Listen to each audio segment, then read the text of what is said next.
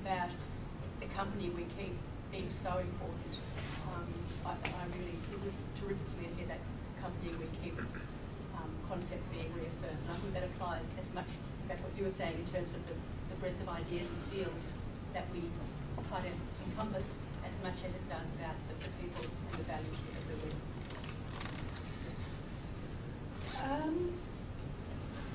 I've noticed that the technology tends to contain a certain time blindness. I can't think of any other reason why it seems to take so long to look backwards and to sort of forget people and work that's happened before. I think the more I engage with my passion in games, the more I realise I have to learn from previous thinking and previous work. So I just want to sort of really reiterate that point, is that it's vital for us to look outside of our fields to get the rigorousness we need to make the changes at hand.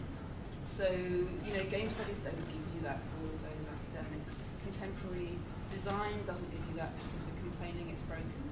So there are other places that we can get that knowledge that we need to look out at. So it's not just reading between different fields, it's understanding the range of different things that we're satisfied with and looking beyond our own sort of horizons. So I wanted, and it's something, I've done so many things that have disappeared.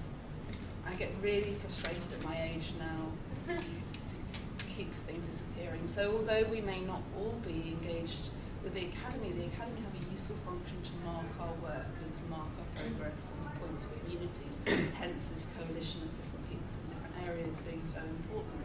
So I'm determined for us to find ways of maintaining our visibility and to stay sustaining the work. And as much as feminism is continual and evolving and changing, we need to take on a long project with this. It's not that there's no easy wins, there's no bookend states. It continues to move, and necessarily so. And I think, you know, if we stand in an environment where we've benefited from all the women who've held the door open for us, inevitably we need to hold the door open for the people that come after us.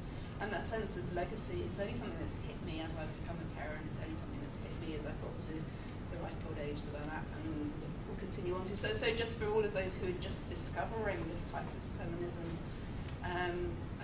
there is a sort of, there's a mantle you're taking on which you need to carry on through your life and to think about how you pass that on to other people. So I think that's super important.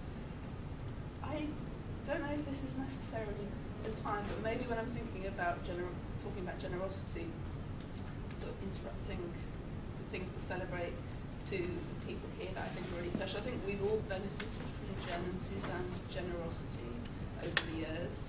And so I just wanted to sort of intersperse this panel by saying, can we all give them a really strong fundraiser?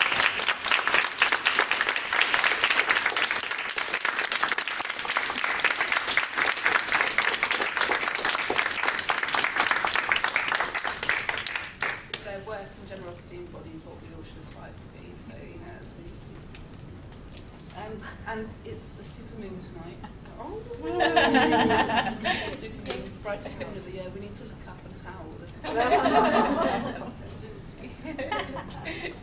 Can I go next? Because I was also going to say something about Jen and Suzanne, so I can start with that actually, which is that, and this partly picks up about the need for others to be able to take up the work.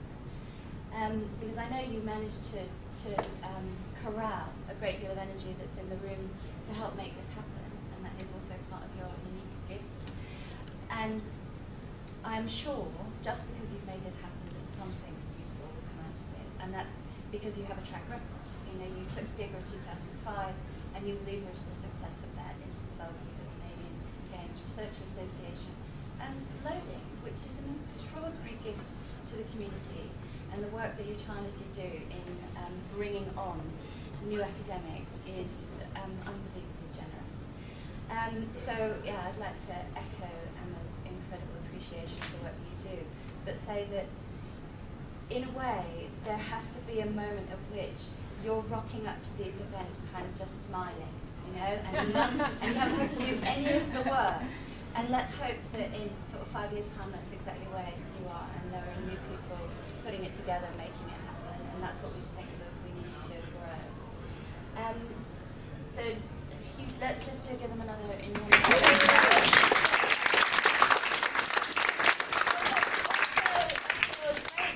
and the others who helped put the event on.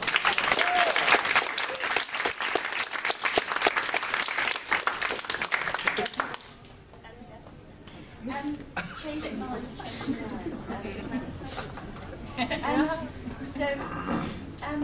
Just a few rather rambling thoughts, and I'll try and keep it really, really brief.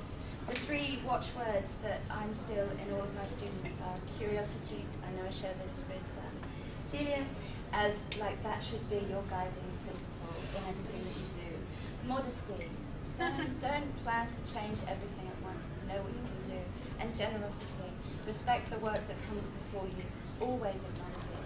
That's a key thing in generosity. Don't imagine that you were the first to do something. Find out who else has done it.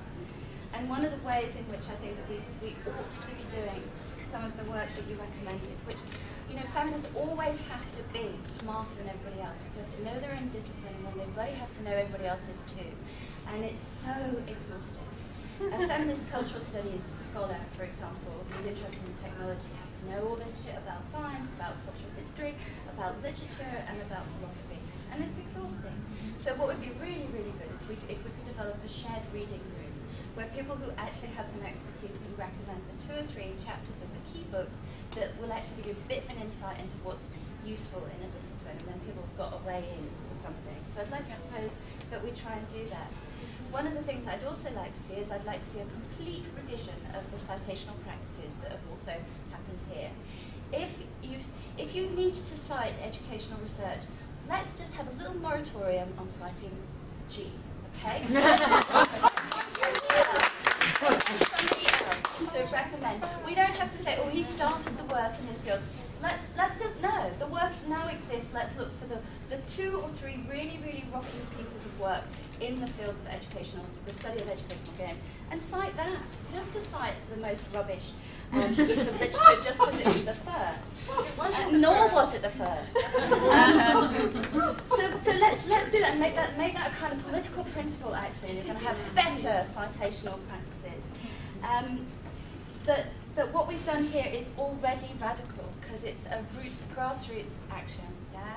And you need to take that energy forward, and that's really exciting. I think there's a lot of energy. I feel incredibly stimulated, but overstimulated. We need to remember from everything that's been said that individual action won't change anything, but we need to act collectively. In every circumstance, find the person that you can stand shoulder to shoulder with.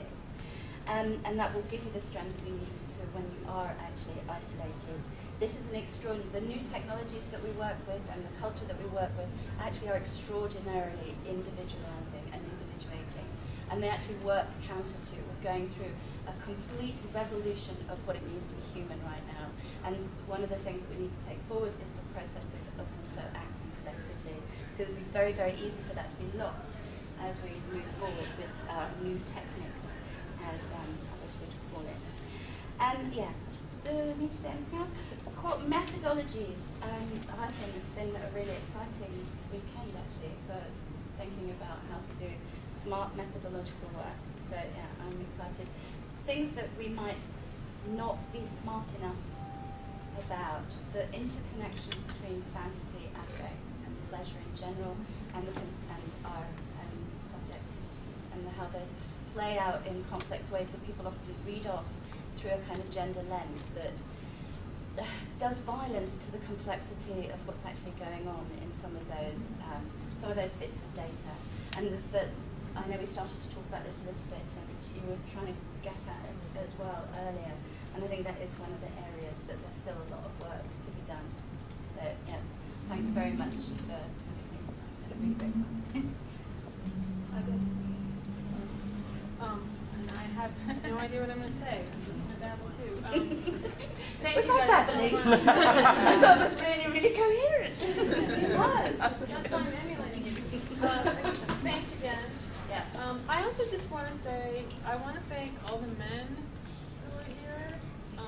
I think that it's really cool that you're here, and I want to thank you for being here, just as a side note. I think I really echo a lot of what's been said. I have this thing about legacy and history and